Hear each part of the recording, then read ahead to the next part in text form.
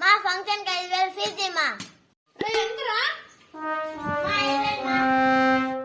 ఏమిరా 5,000?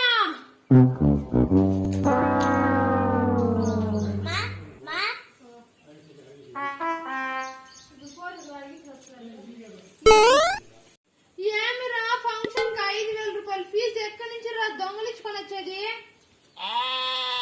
ఫంక్షన్ కి 2,000, డ్రెస్ కి 3,000. నాకు కానే కావాలి మా.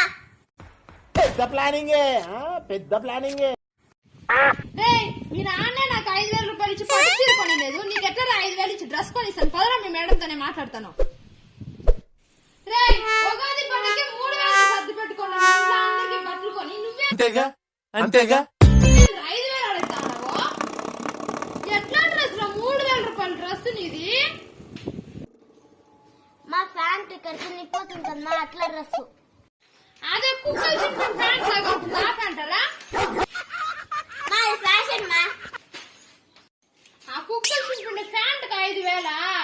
రే నేను సంతలో మీకు 500 డ్రెస్ కొనుక్కొని వస్తాను, మన కుక్క దగ్గర ఇస్తాను లేరా? ఏదో తేడాగా ఉందేంటి? కుక్క దగ్గరికి ఎందుకు మా ఇచ్చేది? నాకు అర్థం కాలేదు సార్. అదేరా డ్రెస్ మన కుక్క దగ్గరికి ఇచ్చినాం అనుకో, అది చింపేస్తుంది, దాని సంతలో వేసుకుని తగలడు.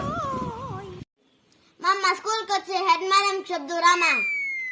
రే హెడ్ గిట్ట పదరా స్కూల్లోనే తెలుసుకుందాము.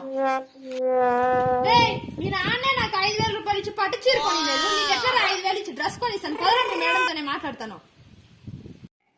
Excuse me ma'am. రే ఎక్స్ లేదు వై లేదు, పదరా ఫస్ట్ లోపలికి.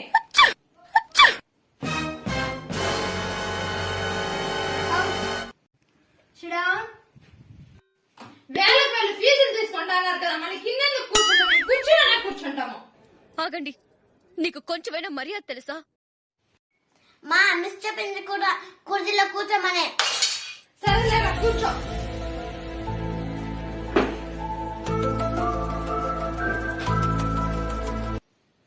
లక్ష్మి.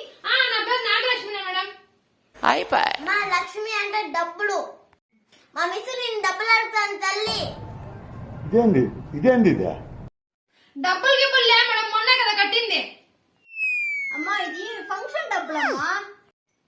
కడితే డాన్స్ చేస్తాడు, లేదంటే ఇంట్లో ఉంటాడమ్మా. మాకు ఆ తోలు బొమ్మలు అట్లంతా వద్దులేండి మేడం. వచ్చిందండి వయ్యారి. వై? వై తర్వాత ఏబిసిడీలో అట్లుంటది మనతో. మా మిస్ ఏబిసిడి అరగలేదు, ఎందుకు ఇవ్వవు అని అరుస్తా ఉంది. Get up and get lost. నా కొడుకు లాస్ట్ బెంచర్ కావచ్చు, కానీ చదువులో ఫస్ట్